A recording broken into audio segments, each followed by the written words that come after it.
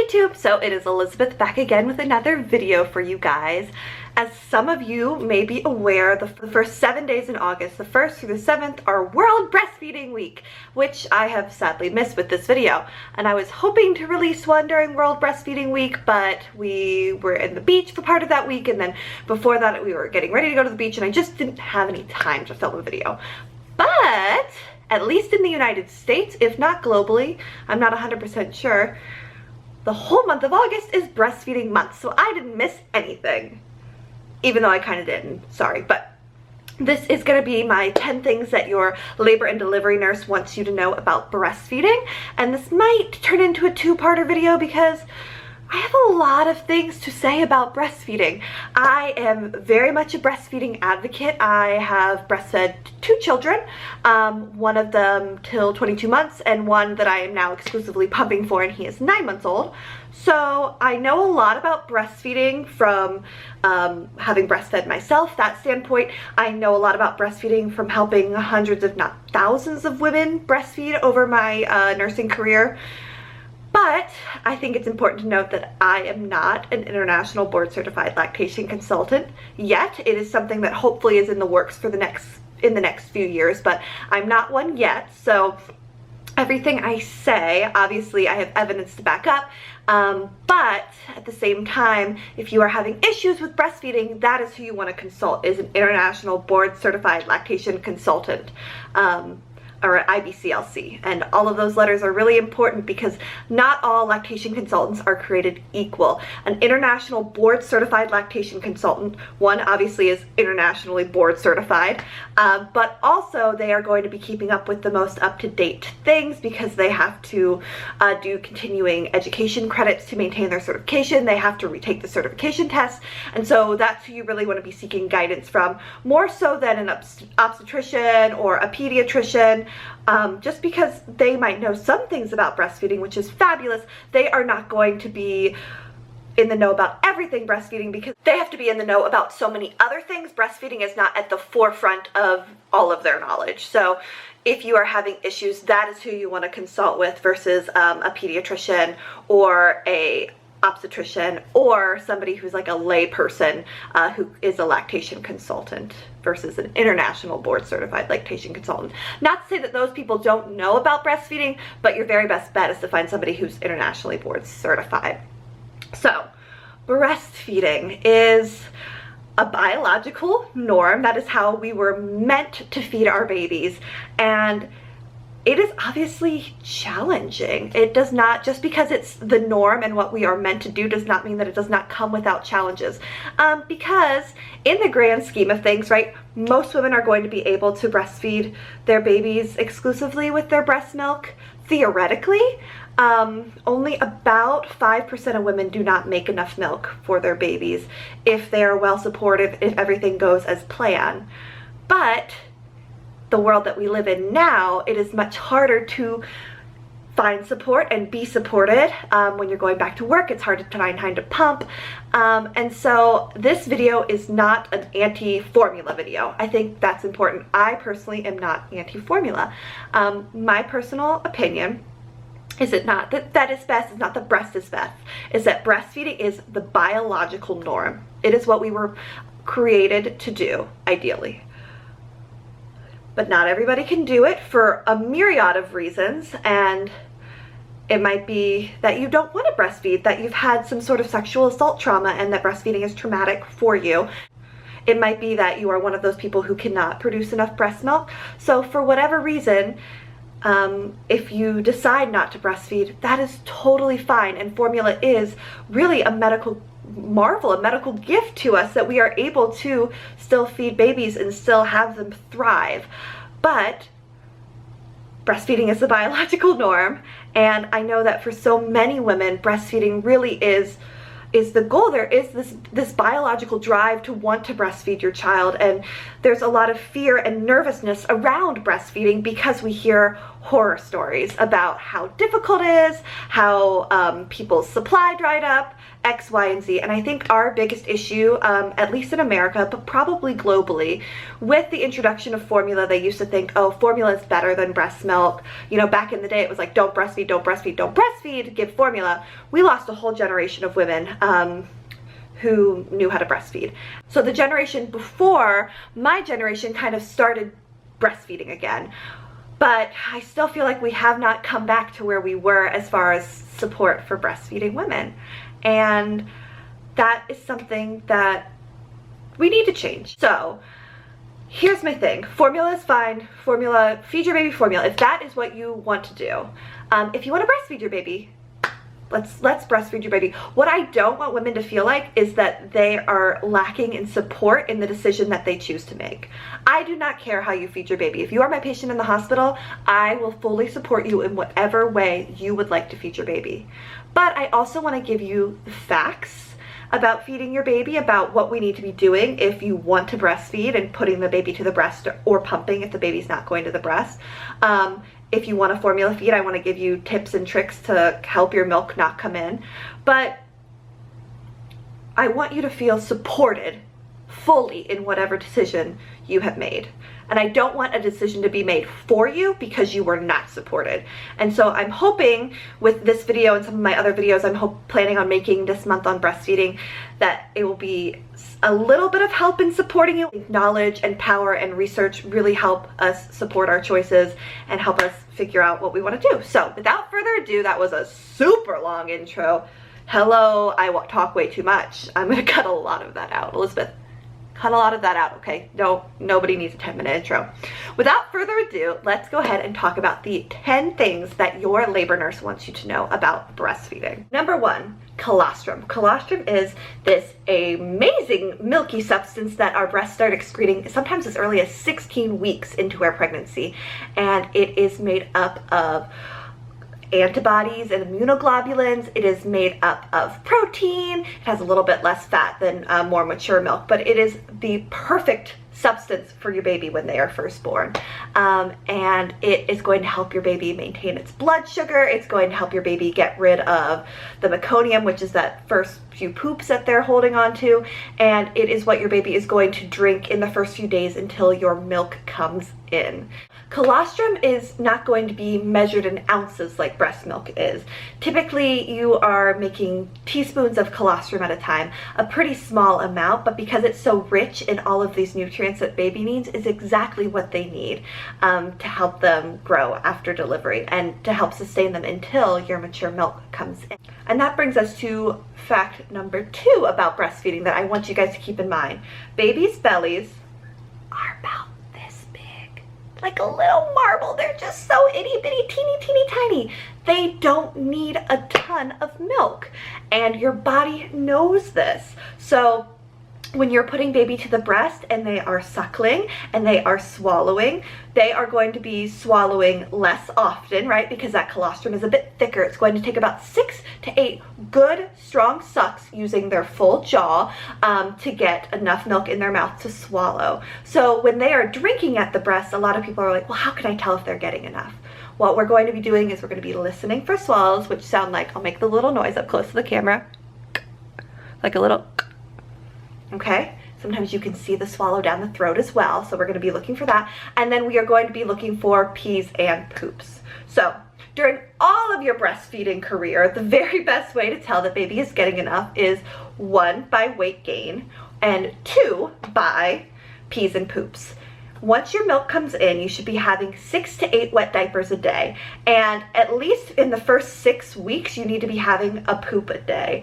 After that, there is some research to suggest that breast milk is made in such a way that if baby needs more nutrients, they just take more nutrients from it. There's less excreted. So during times of growth spurt and things like that, poops might become slightly more infrequent.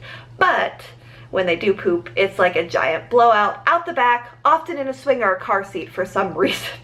They just like to make the most bang for their buck and get everything as nasty as humanly possible. Way to go, babies. So with babies' bellies being so teeny tiny in the first day of life, they are not going to be needing to take in ounces and ounces of milk. In fact, if for some reason you're watching this video and you do end up giving formula in the first few days of life, be it that you choose to or because it's medically indicated, you're not going to be giving them 1, 2, 3 ounces. You're going to be giving them like 10 to 15 milliliters per feed. And about in 24 hours, most moms are going to be producing under an ounce of colostrum. And so we're going to be measuring it in milliliters often. So this brings me to fact number 3.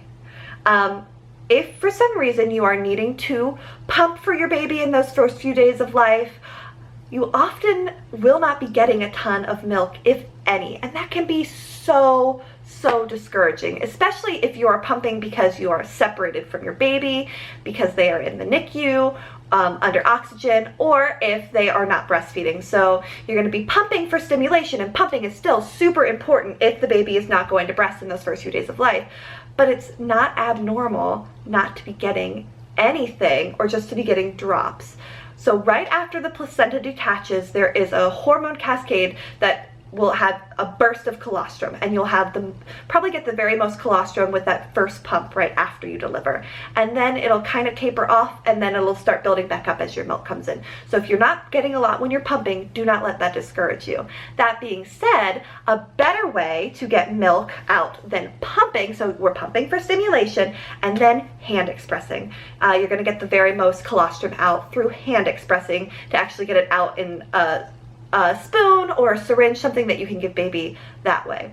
But the person who is the very best at getting milk out is going to be baby. And that is why, if people are thinking that they might want to exclusively pump in the future, if baby is latching, it's something that we do encourage that you do in the hospital if that's something that you're comfortable with. You can exclusively pump from birth, but sometimes it's difficult to actually express enough milk in the beginning to give them exclusive breast milk from birth. It is possible, but it can be a little bit more difficult because baby is the very best device, so to speak, to remove milk from the breast. As we've said, right, you have that burst of colostrum right at the beginning when the placenta detaches, and so in that first hour of life, our goal is to have baby be skin to skin for the first hour or two, and for baby to latch and have a good feeding. It is very normal for baby to feed once really good after birth, and then for the next 24 hours for things to be kind of hit or miss as far as baby nursing. And that is what we expect to see. Baby's got a nice full belly from that very first feed, and then baby is pretty sleepy. I personally think this is nature's way of letting mom and baby get a little bit of rest. But don't be discouraged or feel like you need to give formula if baby is not latching again after that first initial good feed. In the first 24 hours, we want to see one good feeding, and then the rest can be attempts, and that's totally fine. Keeping baby skin to skin and hand expressing after attempts can both be helpful in encouraging your milk to come in. But making sure that we have baby skin to skin and we're attempting a feed right after delivery or soon after delivery, and kind of let baby lead you in attempting that feed, it's going to be really helpful. And studies have shown that what we do in those first 24 hours, keeping baby skin to skin, attempting feeds, what we do in those first 24 hours, those first 48 hours, affect our milk 3 months down the road, 6 months down the road, etc. So what we do in the beginning and keeping our baby close, which is what we all desire to do as new moms for the most part, is going to affect your milk coming in and your milk supply. That being said, as we know, sometimes babies don't get to stay with mom right after delivery, and that could be because they're having respiratory distress in the NICU, if they're premature. So it's really important, if you and baby are separated immediately after birth, that you start pumping within that first hour after birth, or as soon to that first hour as you can, as is medically able for you.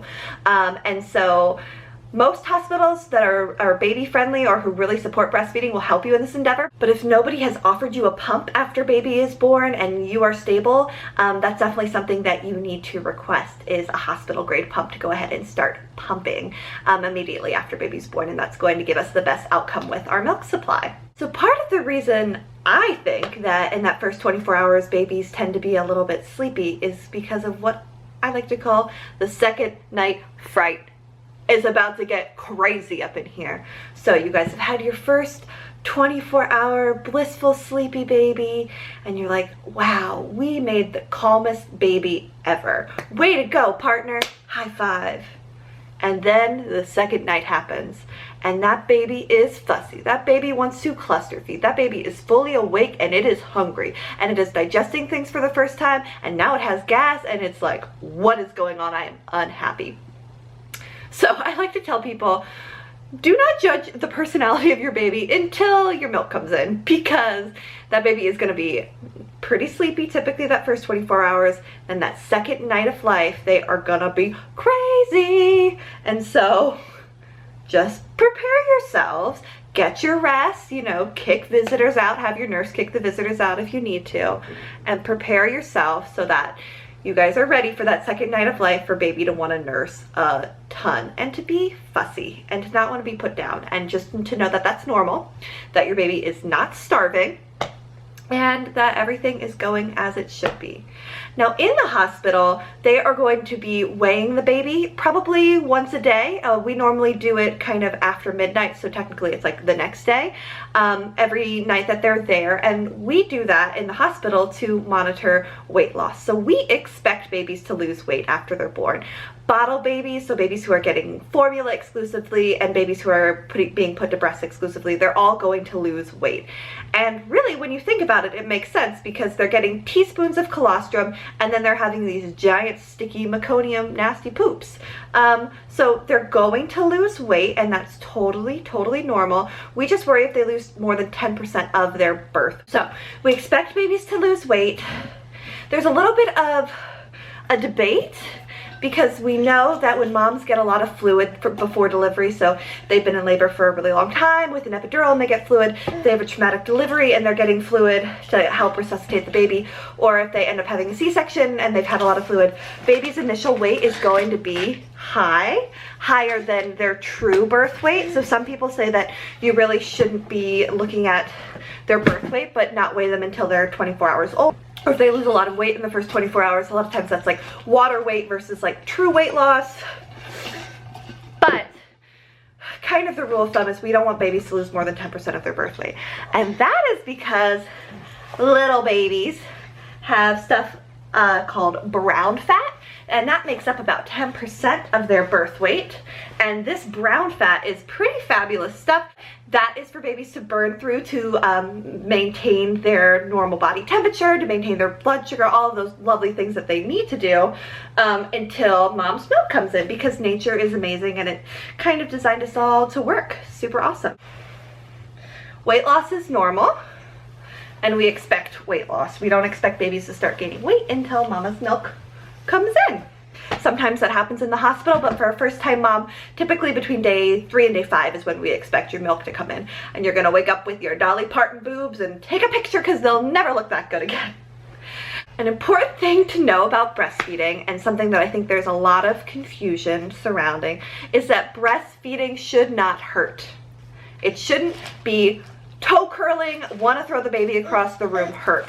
It should not hurt. And if it does hurt, then there is an issue with your latch, or with some anatomy of the baby, perhaps a tongue or a lip tie, which would affect the latch. So it is normal for things to be a little bit sore. I don't know your life, but I'm guessing you probably don't have somebody vigorously sucking on your nipples a few times a day. If you do, that's cool, no judgment, but it's a little bit different than probably what you're used to. So it's not abnormal for things to be sore. And in the first few weeks, it's also not abnormal for when the baby first latches on, for it to kind of be like, ooh, and then that should go away. But if it's like, oh my gosh, this hurts so bad, I want to throw the baby across the room, if your nipples are scabbed, if they are bleeding, if they are cracked, if they are blistered, none of those things should be happening, and you need to see somebody and help your latch get fixed.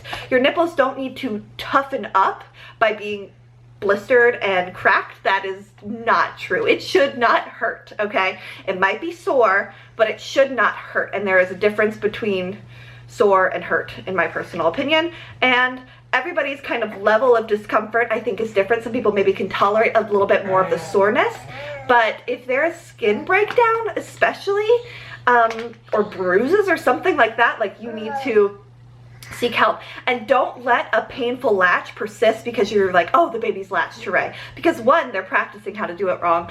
Two, they are little Hoover vacuum cleaners, and they can do a lot of damage very quickly, and then things will continue to be sore because every time you latch baby, they're going to kind of be compounding on that initial damage. So it shouldn't hurt. Don't let it hurt. If it hurts, get help.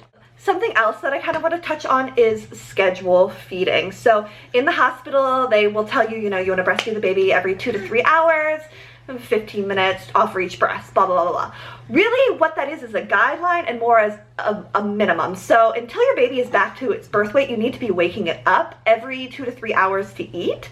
But if the baby wants to eat more frequently than that, let them do it. And this is a personal pet peeve. The baby is not using you as a pacifier, because babies don't just breastfeed for nutrients. They breastfeed for a myriad of reasons. They're tired, they're hungry, they're scared, they are seeking comfort, they're getting a tooth and it hurts. Babies don't just breastfeed for milk. And breastfeeding relationship is so much more than just about feeding your baby. And so you really don't need to put your baby on a schedule. You don't need to be timing how long the baby's nursing for to monitor if they're getting a good feed. And in the hospital, they are going to be asking you how long the baby is nursing for, because that is what we chart. But a baby who is nursing well with lots of good pulls and swallows in 5 minutes is going to do better than a baby that's just kind of sleepily hanging out on the breast, not giving us any really good pulls, not doing any swallows for 15 minutes. So quality is more important than the duration, but it's also okay if the baby wants to do non-nutritive sucking and wants to hang out there, because the baby is using you for comfort, but it's going to help your milk to come in either way. So kind of going back to the should not hurt, there are, I'm going to make a whole video on this because I have had a lot of personal experiences with lip and tongue ties, but lip and tongue ties are a thing that are affecting our population more now than they used to, and part of it might just be that we're recognizing it more now, and part of it might be related to folic acid intake during pregnancy.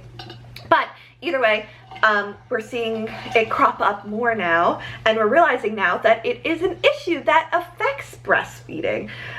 If the lip and the tongue aren't able to do what they need to do to breastfeed, your latch is going to be sore, transfer is going to be poor, baby might have a lot of reflux or spitting up. It's really important, if you're experiencing any of those issues, that you are being evaluated by an international board certified lactation consultant. And also, just to kind of be aware, not all international board certified lactation consultants are super comfortable with recognizing tongue ties, especially those that are posterior, so not super in the front of the tongue where it's really obvious that the tongue is tethered. And most, a lot of pediatricians, I don't want to say most, but from my personal experience, most pediatricians are not well versed in tongue ties. And it makes sense, because pediatricians have to know a whole lot about a whole lot. Pediatricians want to make sure that your babies are being fed.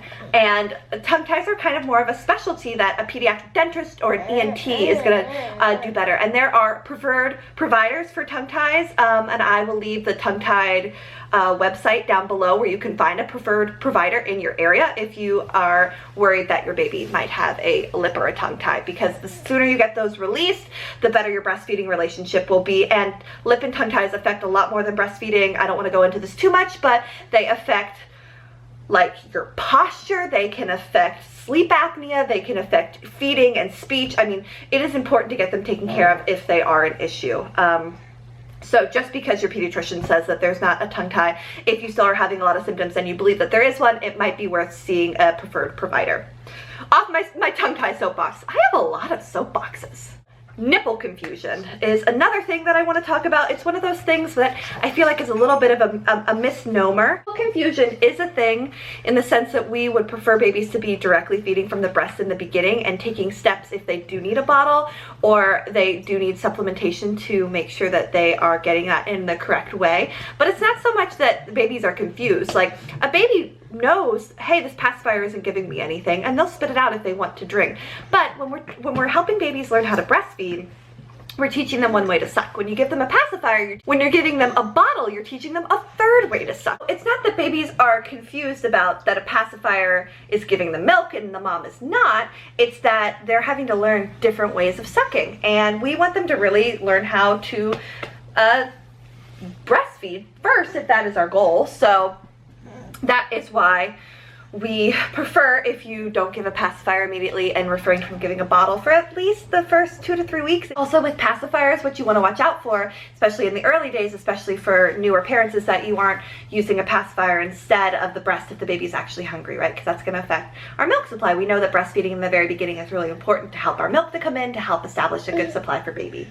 And then as far as bottle feeding goes and nipple confusion, babies obviously are going to prefer the least amount of work possible, okay? That's how human beings are. We want to do things the easiest way we can. So with the bottle, if you're just dumping milk in, as opposed to giving the bottle in a paste bottle fed way, then your baby is going to prefer to eat just getting a milk dumped into it, because breastfeeding is work for mom and for baby. So it's work and it's soothing and it's comfort and it's wonderful. But if they are just giving a bottle dumped in their mouths, that's going to be easier and they're going to prefer it. So I wouldn't so much call it nipple confusion as nipple preference and flow preference. And so that is why we do, recommend holding off on bottles for the first 2 to 3 weeks.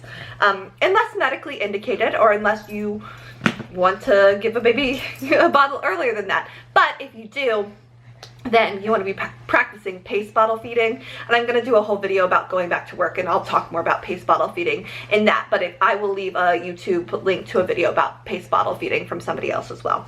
Final thing that your labor nurse wants you to know about breastfeeding is that if you are thinking you might want to breastfeed, if you're thinking, hey, this colostrum stuff sounds awesome, I want to at least give that to my baby, the very best place to try breastfeeding is in the hospital,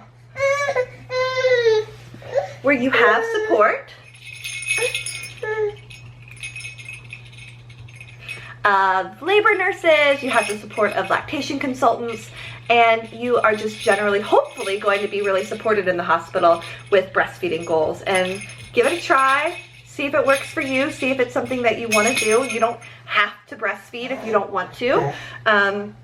But if you're thinking at all, hey, this might be for me, really great place to try is in the hospital, and ask for help. And if you need to, go back and see a lactation consultant again. In the United States, insurance companies are legally required to pay for lactation consultant visits. A lot of times the hospital will bill for you, whereas if you go through an independent lactation consultant, you might have to send in the bill yourself, and then you might have to fight with insurance to get them to actually cover it. But they are legally required to cover it, no matter the price, basically. And if they try to tell you otherwise, fight it, because they're trying to not pay you. Basically, they're kind of the worst insurance companies, as we know. So those are the 10 things I want you to know about breastfeeding in the hospital. Definitely go ahead and subscribe for more breastfeeding and labor and delivery content. I'm thinking about doing a question and answer video with a labor nurse. If you guys want to leave questions below, I already have some really good questions that I have gotten sprinkled throughout other videos, but I'd love to kind of get some questions specific for that video if you have any questions you'd like to ask me, and I can answer those for you. Thank you guys so much for watching. Happy World Breastfeeding Week and Breastfeeding Month to all of you breastfeeding mamas out there. Bye guys.